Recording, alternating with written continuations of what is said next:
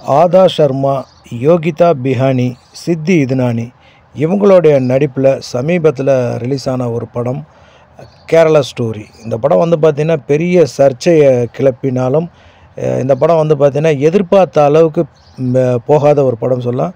மிகப்பெரிய ஒரு தோல்வி படம் அப்படின்னே சொல்லலாம். ஸோ இந்த படம் வந்து பார்த்திங்கன்னா வந்துட்டு பரபரப்பாக இந்த படத்தை பற்றி எல்லோரும் பேசிக்கிட்டாங்களே தவிர, இந்த படத்தால் நம்ம நாட்டுக்கோ இல்லை நம்ம கலாச்சாரத்துக்கோ ரிலீஜியனாக இருந்தாலும் சரி, கம்யூனிகேட்டாக இருந்தாலும் சரி, யாருக்குமே வந்துட்டு ஒத்து வராத ஒரு கதையை தான் இதை படமாக பண்ணியிருந்தாங்க. இந்த படம் வந்துட்டு டிஜிட்டல் ரைட்ஸ் ரொம்ப நாளாக வந்துட்டு அவங்க வாங்குறாங்க, இவங்க வாங்குறாங்கிற மாதிரி சொல்லிகிட்டு இருந்தாங்க.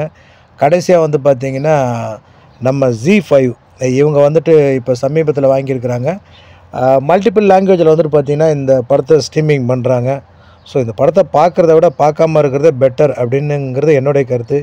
ஏன்னா இந்த படம் வந்து பார்த்திங்கன்னா யாருக்கும் எந்த உபயோகமான கருத்துமே சொல்லவே இல்லை. பட் மத பிரிவினைவாதத்தை வந்துட்டு உருவாக்குறதுக்கு இந்த படம் ஒரு மிகப்பெரிய காரணமாக இருக்கும். அதனால் இந்த படத்து மேலே அவ்வளோ பெருசாக இன்ட்ரெஸ்ட்டு காட்டிக்க வேணாம் அப்படிங்கிறது என்னுடைய கருத்து. ஏன்னா மத நல்லிணக்கம் அப்படிங்கிறது நம்ம நாட்டில் பரவலாகவே இருக்குது. அதை சில பேர் துண்டாடணும் அப்படின்னு நினைக்கிறாங்க. ஸோ அவங்க மாதிரியான ஆட்கள் வேணால் பார்க்கலாம் இந்த படத்தை.